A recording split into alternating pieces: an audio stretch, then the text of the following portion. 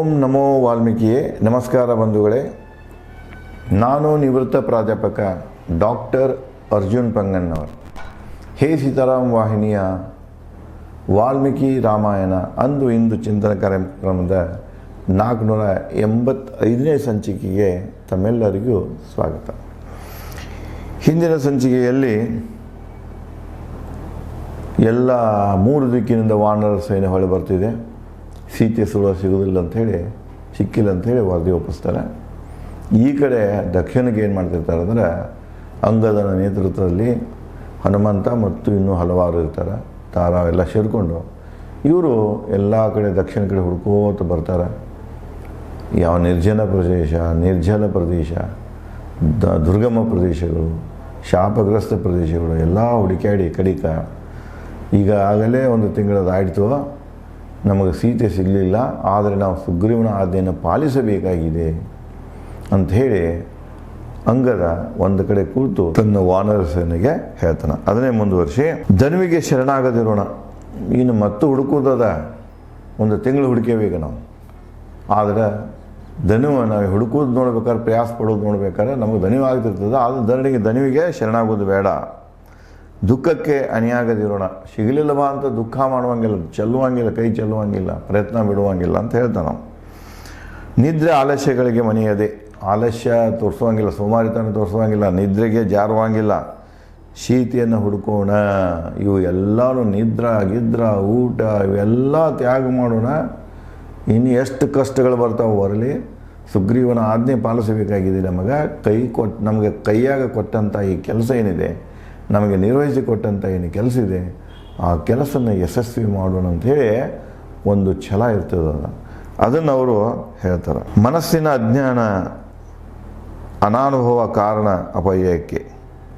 ನಾವು ನಮ್ಮ ಕಾರ್ಯದಲ್ಲಿ ಯಶಸ್ವಿ ಹೊಂದನ, ಮನುಷ್ಯನಿಗೆ ಯಶಸ್ವಿ ಯಾಕೆ ಸಿಗುವುದಿಲ್ಲ ಅಂದರೆ ಮನಸ್ಸಿನ ಅಜ್ಞಾನ. ಬೇಗ ಸೋತು ಹೋಗಿಬಿಡ್ತದೆ ಮನಸ್ಸಿನ ಅಜ್ಞಾನದಿಂದ ನಮಗೆ ಅಪಜಯ ಆಗ್ತಿದೆ.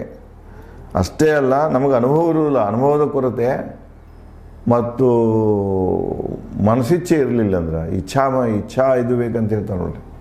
ಈಗ ನಾವು ನೋಡ್ತಿರ್ತೇವೆ, ಹೇಳ್ತಿರ್ತೇವೆ, ರಾಜಕಾರಣಿಗಳಿಗೆ ಯಾವುದೇ ಒಂದು ಅಭಿವೃದ್ಧಿ ಕೆಲಸ ಮಾಡಬೇಕಾಗಿತ್ತು, ಪ್ರದೇಶದ ಏನೇ ಒಂದು ನ್ಯಾಯ ಕೊಡಬೇಕಾಗಿತ್ತಂದ್ರೆ ಅವರಲ್ಲಿ ಇಚ್ಛೆ ಬೇಕಂತ ಹೇಳಿ, ರಾಜಕೀಯ ಇಚ್ಛೆ ಬೇಕಂತ ಹೇಳ್ತಾರಲ್ಲ, ಹಂಗೆ ಏನು ಹೇಳ್ತಾನಂದ್ರೆ ನಮ್ಮಲ್ಲಿ ಹುಡುಕುವ ಇಚ್ಛೆ ಇರಲಿಲ್ಲ ಅಂದ್ರೆ ನಾವು ಈಗ ಹುಡುಕೋದ್ರಲ್ಲಿ ಯಶಸ್ವಿ ಆಗೋದಿಲ್ಲ.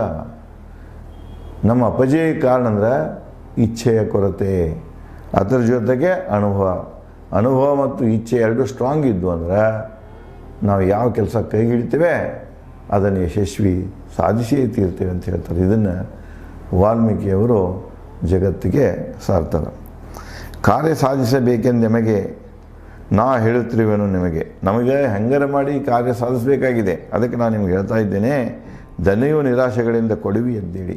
ಧನುವು ಆಗ್ಯದ, ಈಗ ಸಾಕಷ್ಟು 1 ತಿಂಗಳು ಹುಡುಕೇರಿ, ನಿರಾಶೆನೂ ಆಗ್ಯದ, ಸಿಕ್ಕಿಲ್ಲ ಅವ್ರು ಇಲ್ಲಿ ತನಕ. ಆದರೆ ಈ ದುಃಖದಾಗ ಬಂದಿತ್ತಾಗೋದು ಬೇಡ, ಇದನ್ನು ಕೊಡುವಿ ಹೇಳೋಣ, ಇದನ್ನೆಲ್ಲ ಸರಿಸಿ ಹೇಳೋಣ. ಹುಡುಕೋಣ ಸೀತೆಯನ್ನು ಗಿರಿ ಪರ್ವತಗಳಲ್ಲಿ. ಮತ್ತೆ ಯಾವ್ಯಾವ ಬರ್ತಾವಲ್ಲ, 1 ಸಲ ಬಿಟ್ಟು, 2 ಸಲ ಬಿಟ್ಟು, 4 ಸಲ ಬಿಟ್ಟು ಮತ್ತೆ ಹುಡುಕಿ ತೆಗೆಯೋಣ ಅಂತ ಹೇಳ್ತಾರೆ. ಪ್ರಯತ್ನ ಮಾಡಿದವನಿಗೆ ಫಲವಿದೆ. ನೋಡ್ರಿ, ದೈವ ಅಷ್ಟಲ್ಲ, ಪ್ರಯತ್ನವೂ ಬೇಕು. ಅವಕಾಶ ದೈವಗಳ ಇದ್ರಡ ಜಯ ಆಗ್ತಿತ್ತಂತೇನಿಲ್ಲ, ಅವಕಾಶ ದೈವಗಳು ಇದ್ದರೂ ಕೂಡ ಪ್ರಯತ್ನ ಬೇಕು. ಪ್ರಯತ್ನ ಇಲ್ಲಂದ್ರೆ ಯಾವ ಕೆಲಸನೂ ಆಗುವುದಿಲ್ಲ. ವಾಲ್ಮೀಕಿ ಅವರು ತ್ರೇತಾಯುಗದಲ್ಲೇ ಹೇಳ್ತಾರೆ ಪ್ರಯತ್ನದ ಮಹತ್ವವನ್ನು. ಪ್ರಯತ್ನ ಮಾಡಿದವನಿಗೆ ಫಲವಿದೆ, ಪ್ರಯತ್ನ ಮಾಡದೆ ಕೈ ಚೆಲ್ಲುವುದು ಅಕ್ಷಮ್ಯ. ಆಗೋದಿಲ್ಲ ಬಿಡಪ್ಪ ಅಂತ ಕೈ ಕೊಟ್ಟು ಕೂತ್ರೆ ಅದು ಕ್ಷಮಿಸಲಾರದ ಅಪರಾಧ, ಅಕ್ಷಮ್ಯ. ಅದನ್ನು ಕ್ಷಮ ಮಾಡಲಿಕ್ಕೆ ಸಾಧ್ಯನೇ ಇಲ್ಲದು. ಶೀಘ್ರ ಕೋಪಿ ಸುಗ್ರೀವ, ರಾಮನ ಕಾರ್ಯದಲ್ಲಿ ದಂಡಿಸುವನು ಆಜ್ಞೆ ಉಲ್ಲಂಘಕರನ್ನು. ನಾವೇನಾದರೂ ಆಜ್ಞೆ ಉಲ್ಲಂಘನೆ ಮಾಡಿದ್ವಿ ಅಂದರೆ ಮೊದಲೇ ಶೀಘ್ರ ಕೋಪಿ ಅದಾನ ಸುಗ್ರೀವ. ಅವನು ಕೊಟ್ಟ ಕೆಲಸ ನಾವು ಸರಿಯಾಗಿ ಮಾಡಲಿ ಅಂತ ಅವ್ನು ಗೊತ್ತಾಯ್ತು ಅಂದ್ರೆ ಏನು ಮಾಡ್ತಾನೆ, ನಮಗೆ ಶಿಕ್ಷೆಯನ್ನು ನೀಡ್ತಾನೆ.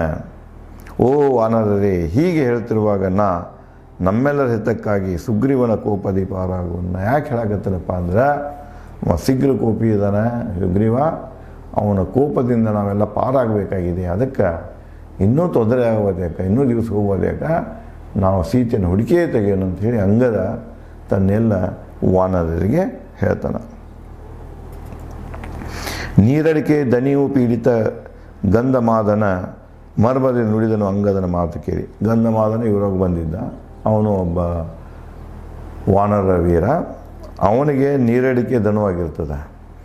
ಅವ ಒಂದು ಮಾರ್ಮಿಕವಾಗಿ ಅಂಗದನಿಗೆ ಕೆಲವು ಮಾತನ್ನು ಕೇಳ್ತಾನೆ. ಓ ಅಂಗದ, ಹೇಳಿದ್ದು ಸೂಕ್ತ ಅಲ್ಲವೇ ಅಂತ ಕೇಳ್ತಾನೆ. ಹಿತಕರ ಮತ್ತು ಕ್ರಿಯಾತ್ಮಕ ಕಾರ್ಯಗತಗೊಳಿಸುವನ ಅವನ ನುಡಿಗಳನ್ನು ಅವ ಸೂಕ್ಷ್ಮವಾಗಿ ಹೇಳಿಬಿಡ್ತಾನೆ ಅವ್ರಿಗೆ. ಅಂಗದ ಹೇಳೋದ್ರಲ್ಲಿ ಸತ್ಯ ಇದೆ, ನಾವು ಅವನ ಕೆಲಸವನ್ನು ಪೂರ್ಣಗೊಳಿಸುವನ, ಕಾರ್ಯಗತಗೊಳಿಸುವನ ಅಂತ ಹೇಳ್ತಾನೆ. ಹುಡುಕೋಣ ಮತ್ತೆ ನಿರ್ಜನಾರಣ್ಯ ಪರ್ವತ ಶಿಖರ ಗುಹೆ ಶಿಲಾ ಕಂದರಗಳ ಮಾರ್ಗ ಮಧ್ಯೆ. ಮತ್ತು ಮಾರ್ಗದ ಮಧ್ಯೆ ಏನೇನು ಬರ್ತಾವಲ್ಲ ಇವೆಲ್ಲ, ಆ ಕಂದರಗಳಿರ್ಬೋದು, ಪರ್ವತಗಳಿರ್ಬೋದು, ಶಿಖರ ಗುಹೆಗಳಿರ್ಬೋದು, ಏನು ನಮಗೆ ಸಿಗ್ತಾವೆ ಎಲ್ಲ ಪ್ರದೇಶದಲ್ಲಿ ಹುಡುಕೋಣ. ಸುಗ್ರೀವನ ಸಲಹೆಯಂತೆ ಅರಿಸುವನ ಒಟ್ಟಾಗಿ ಎಲ್ಲರೂ ಕೂಡ್ಕೊಂಡು ಹುಡುಕೋಣ. ಅರಣ್ಯ ಪರ್ವತ ಸಕಲ ಪ್ರದೇಶಗಳಲ್ಲಿ ದಕ್ಷಿಣದ ವಿಂಧ್ಯಾರಣ್ಯ ಬೆಟ್ಟ ಪರ್ವತ ಕಂದರ ಗುಹೆ ನದಿ ಕೊಳ್ಳಗಳ ಪುನಃ ಅರಿಸುವುದು ವಾನರರು. ಅರಿಸಿದರು ವಾನರರು. ಈಗೇನು ಒಂದು ಸಲ ಹುಡುಕಿದ್ರಲ್ಲ ವಿಂಧ್ಯ ಪರ್ವತ ಶ್ರೇಣಿಗಳಲ್ಲಿ, ಮತ್ತೊಂದು ಸಲ ಹುಡುಕ್ತಾರದು, ಎರಡನೇ ಟೈಮು ಹುಡುಕ್ತಾರೆ. ಸೀತೆಯ ಶೋಧನೆಯಲ್ಲಿ ಸುತ್ತಿ ಸುಸ್ತಾದರು. ದಕ್ಷಿಣದ ಎಲ್ಲ ಪ್ರದೇಶಗಳನ್ನು ಹುಡುಕಿ ಸುಸ್ತಾದರು. ವಾನರರು ಎಲ್ಲಿ ಸಿಗಲಿಲ್ಲ ಸೀತೆಸು. ವಾನರರಿಗೆ ಸೀತೆಸು ಎಲ್ಲಿ ಸಿಗಲಿಲ್ಲ. ಪರ್ವತ ತುನಿಗಳಿಂದ ಕೆಳಗಿಳಿದು ವಿಶ್ರಾಂತಿ ಪಡೆದು ಗಿಡ ಮರಗಳ ಅಡಿ ಚೇತರಿಸಿಕೊಂಡರು. ದನುವಾಗಿತ್ತು, ಬಂದು ಪರ್ವತದ ಕೆಳಗಡೆ ಇಳಿದ್ರು. ಗಿಡ ಮರಗಳಿದ್ದು, ಆ ನೆರಳಿತ್ತು, ಆ ನೆರಳದ ಕೆಳಗಡೆಗೆ ಏನು ಮಾಡಕತ್ತರು, ವಿಶ್ರಾಂತಿ ಪಡೆದು ಚೇತರಿಸಿಕೊಳ್ಳಕತ್ರೆ. ವಿಂಧ್ಯ ಪರ್ವತಗಳಿಂದ ದಕ್ಷಿಣದತ್ತ ಸಾಗಿದರು ವಾನರರು. ವಿಂಧ್ಯ ಪರ್ವತದಿಂದ ದಕ್ಷಿಣದತ್ತ ಮುಂದುವರಿತಾರೆ. ಸೀತೆ ಹರಿಸುತ್ತಾ ಹುಡುಕುತ್ತಾ ದಕ್ಷಿಣದತ್ತ ಮುಂದುವರಿತಾರೆ. ಸಾಗಿದರು ಗಜ, ಗವಾಕ್ಷ, ಗವಯ, ಶರಭ, ಗಂಧಮಾದನ, ವೈಂದ, ದ್ವಿಧ, ಹನುಮಾನ, ಜಾಂಬವಂತ ಮತ್ತು ಅಂಗದ. ದಕ್ಷಿಣದತ್ತ ಹುಡುಕ್ತಾ ಇವರೆಲ್ಲರೂ ಮಹಾವೀರರು ಇತರ ವಾನರ ಸೈನ್ಯದೊಂದಿಗೆ ಸೀತೆಯನ್ನು ಹುಡುಕುತ್ತಾ ಹೊರಟರು. ಖಂಡಿತ ದುರ್ಗಮ ಭಯಾನಕ ರಿಕ್ಷನಾಮ ಗುಹೆ. ರಿಕ್ಷ ಹೆಸರಿನ ಒಂದು ಗುಹೆ, ಭಯಾನಕ ಗುಹೆ. ಇದನ್ನು ನಾವು ಇತ್ತೀಚೆಗೆ ಬೇಲಂ ಗುಹೆಗಳಂತ ಬರ್ತಿದೆ ಆಂಧ್ರದಲ್ಲಿ. ದೊಡ್ಡ ಗುಹೆನೇ ಇವೆ ಅವು. ಆ ಗುಹೆ ಏನು ನೋಡ್ತೀವಲ್ಲ ಅದರ ವರ್ಣನೆ ಇದಕ್ಕೆ ಭಾಳ ಹೋಲುತ್ತಿದೆ. ಇದೇ ಗುಹೆಯಲ್ಲಿನ ಮಾಯಾ ಮತ್ತು ಅವನ ಹೆಂಡತಿ, ಎರಡನೇ ಹೆಂಡತಿ ಹೇಮ ಇದ್ದದ್ದು ಇದೇ ಗುಹೆ. ಮಾಯನ ದಾನವ ವಿಶ್ವಕರ್ಮ ಅಂತ ಕರೀತಾರೆ. ಅವನೇ ರಚಿಸಿದಂಥ ಗುಹೆ ಒಳಗೆ ಒಂದು ದೊಡ್ಡ ನಗರವನ್ನೇ ಸೃಷ್ಟಿ ಮಾಡಿರ್ತಾನೆ. ಮುಂದೆ ಆ ಗುಹೆ ಎಲ್ಲಿ ತನಕ ಇತ್ತಪ್ಪ ಅಂದರೆ, ಈಗೇನು ಮಹಾಸಾಗರ ಇದೆ ಅಥವಾ ಬಂಗಾಳ ಉಪಸಾಗರ ಇದೆಯಲ್ಲ ತಮಿಳುನಾಡಿನಾಗ, ಅಲ್ಲಿ ಒಂದು ಗುಹೆ ಪರ್ವತ, ಈಗ ಜೈನದ ವಸತಿಗಳಾದ ಗುಹೆಗಳಂತ ಕರೀತಾರಲ್ಲಿ. ಅಲ್ಲಿ ತನಕ ಅದು ಕೆಳಗಿನ ಭೂಮಾರ್ಗ ಸುರಂಗ ಮಾರ್ಗವಾಗಿ ಅಲ್ಲಿ ತನಕ ಗುಹೆ ಇತ್ತು ಅಂತೇಳಿ ವರ್ಣನೆ ಬರ್ತಿದೆ. ಅಂದರೆ ಹೆಚ್ಚು ಕಡಿಮೆ ಇವತ್ತಿನ ಬೇಲಂ ಗುಹೆಗಳೇನದಾವಲ್ಲ ಆ ಗುಹೆಗಳ ವರ್ಣನೆ ಈಗೇನು ನೋಡ್ತೀವಲ್ಲ ಅದು ಇದನ್ನು ಹೆಚ್ಚು ಕಡಿಮೆ ಹೋಲ್ತಿದೆ. ಅದಕ್ಕೆ ಇವರು ಮುಂದೆ ಬಂದಾಗ ದಕ್ಷಿಣಕ್ಕೆ ಈ ರಿಕ್ಷ ಗುಹೆ, ಅವಾಗ ರಿಕ್ಷ ಅಂತ ಕರೀತಾರೆ, ರಿಕ್ಷ ಗುಹೆಯ ದುರ್ಗಮ ಒಂದು ಪ್ರದೇಶದಲ್ಲಿ ರಿಕ್ಷ ಗುಹೆ ಕಾಣ್ತಿದೆ. ನಾಮ ಗುಹೆ ಮಾಯಾನಾಮ ದಾನವನ ಗುಹೆ. ಅದೇ ಮಾಯಾನ ಗುಹೆ. ಅದು ಮಾಯಾನಾಮ ದಾನವನ ಗುಹೆ. ಹಸಿವು ನೀರಡಿಕೆ ದನುವಿನ ವಾನರರು ಕಂಡರು ಗವಿಸುತ್ತ ಗಿಡಬಳ್ಳಿಗಳನ್ನು. ಆ ಗವಿಸುತ್ತ ಗಿಡಬಳ್ಳಿಗಳಿದ್ವು, ಅದನ್ನು ನೋಡಿದ್ರೆ ಮೊದಲು ಹಸುವಾಗಿತ್ತು.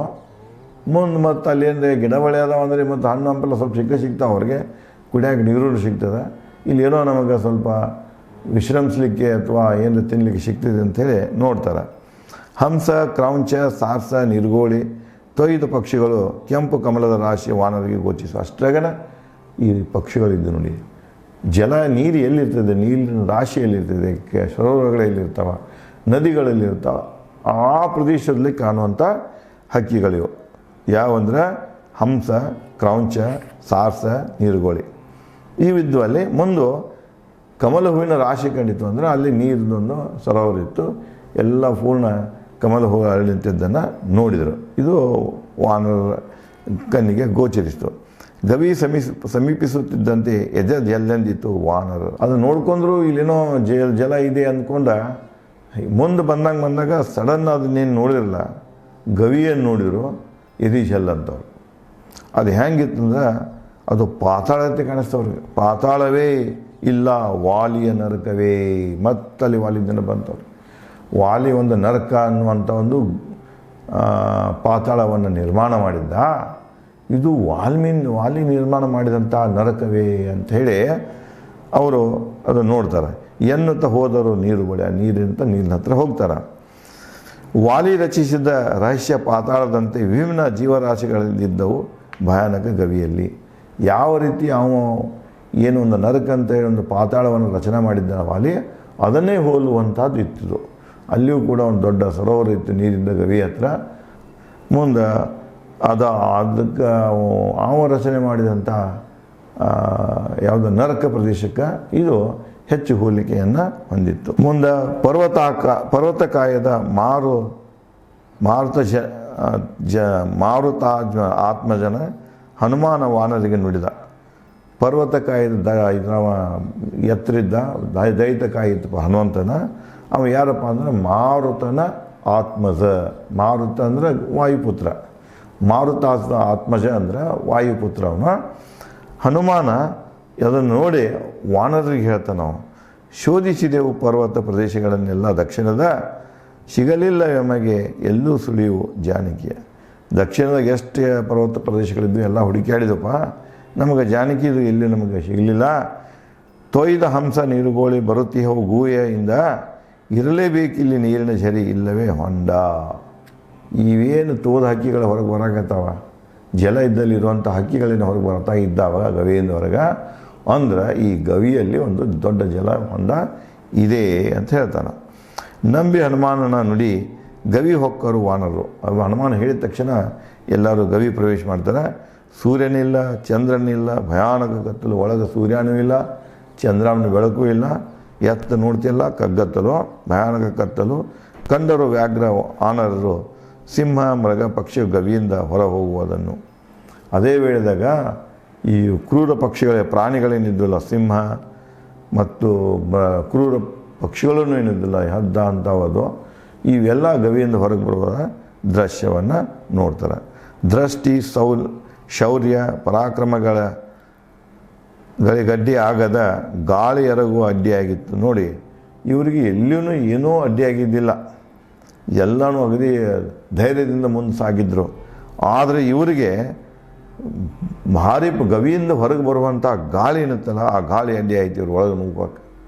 ಅಂದರೆ ಧೂಕಿದಾಗ ಆಗಿತ್ತದು. ಗಾಳಿ ಎರಗುವ ಅಡ್ಡಿ ಆಯಿತು. ಕ್ಷಣಿಕ ಕಣ್ಣುಗಳೇ ವಾನರಿಗೆ ಬರುವಂಥ ರಭಸದ ಗಾಳಿಗೆ ಕಣ್ಣುಗಳ ಮುಚ್ಚಾಕತ್ತು. ಅಂದರೆ ಅವ್ರಿಗೆ ಎದೆ ಹಿಡಿದು ದೂಕಿದಂಗೆ ಆಗುತ್ತೆ, ಹಿಂದಕ್ಕೆ ದೂಕಿದಂಗೆ ಅನುಭವ ಆಗ್ತಾಯಿತ್ತು. ಇದೇ ರೀತಿಯಾಗಿ ಮುಂದೆ ಗವಿ ಪ್ರವೇಶ ಮಾಡ್ತಾರೆ. ಅಲ್ಲಿ ಏನು ಅನುಭವ ಆಗ್ತಿದೆ, ಏನು ಬೆಳವಣಿಗೆ ಆಗ್ತಾವೆ ಅನ್ನೋದನ್ನು ನಾನು ತಮಗೆ ಮುಂದಿನ ಸಂಚಿಕೆ ಹಂಚಿಕೊಳ್ಳುತ್ತೇನೆ. ಧನ್ಯವಾದಗಳು.